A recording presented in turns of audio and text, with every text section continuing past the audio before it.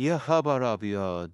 تعالوا شوفوا بقى الجديد، وشوفوا اللي حاصل اليومين دول، واللي هيحصل بعد كده.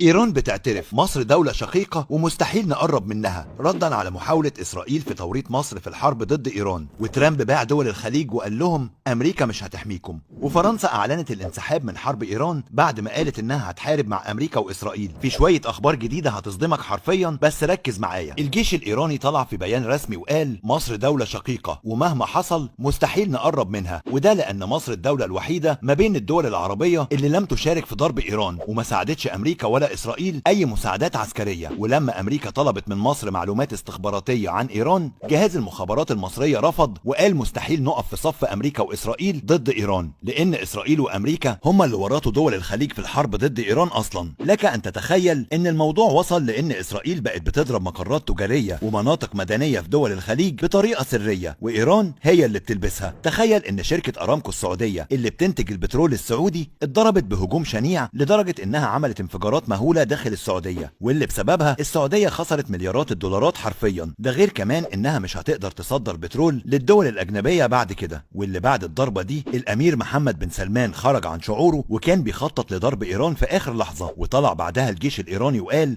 مش احنا اللي ضربنا البترول بتاع السعودية، احنا مش عايزين نضرب دول الخليج اصلا، واللي عملت كده هي اسرائيل. وفي مصدر عسكري سري داخل اسرائيل اكد على الكلام ده هو كمان، وكان الغرض من كده ان دول الخليج تبدأ تضرب في ايران، لان هجوم ايران كان على القواعد الامريكية وبس. وعشان كده كل الدول الخليجية كانوا بيصرحوا بإدانات لايران، وما قالوش انهم هيحاربوا او هياخدوا اي رد فعل عسكري، ورد فعلهم ده ما كانش متوقع من امريكا واسرائيل. عشان كده قالوا يشعلوا النار ويضربوا الخليج ذات نفسها ويجيبوها في ايران عشان الاتنين يولعوا في بعض. ولكن الامر الاخطر في الموضوع هو ان امريكا واسرائيل ما اكتفوش بتوريط دول الخليج، دول كانوا عايزين يورطوا مصر ذات نفسها، لان الهدف من كل الحوارات دي هي مصر، لان مصر بمجرد ما تقع لا قدر الله يعني، فكل الدول اللي في الشرق الاوسط هتقع وراها ايا كانت هي مين، من اول السعودية لحد تركيا ذات نفسها. عشان كده اسرائيل اصدرت بيان رسمي وقالت انهم بلغوا مصر بخطتهم في ضرب ايران والميعاد كمان، وكان من المتوقع ان ايران بمجرد ما تشوف الكلام ده تقوم هوب